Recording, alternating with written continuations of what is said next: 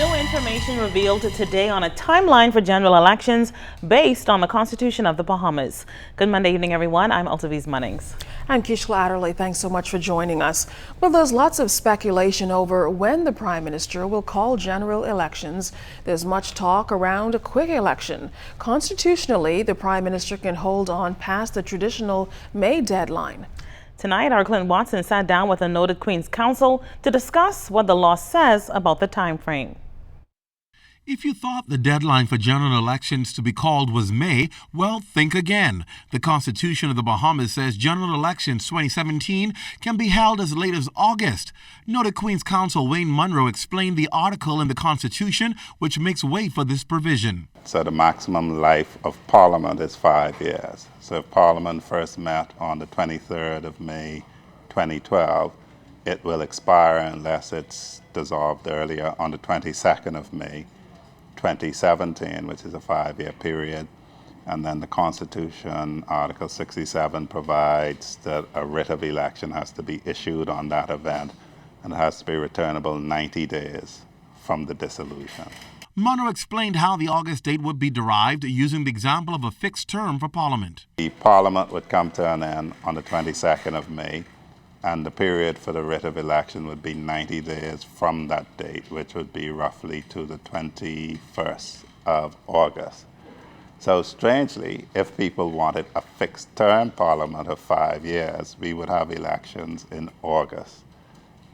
The last time the Bahamas had elections during the summer months was back on August 19, 1992, when the Free National Movement won the government. Since then, the election has been held in either May or March. If there were a downside to a summer election, it would be many voters may have planned holiday travel. People often say that persons plan their vacations in the summer at the same, by that same argument, students are away in school when during the year. And while they can vote at high commissions, not all of them are within striking distance of a high commission. So there are plus and minuses to every period of the year. April and May are busy months for the Bahamas, from Carifta Swimming and IAAF World Relays in April to Carnival and a FIFA Beach World Cup in May. The realism of an election in May could appear grim, but Munro doesn't agree. It boggles my mind that people think that the world must stop because there is a general election. Life goes on. You still have to pay your bills, even though it's a general election. The government still collects its taxes, the government still renders its services, and your life really should not stop for a general election. Then there's a preparation for the new budget. Debate takes place in June for the start of the new fiscal year on July 1.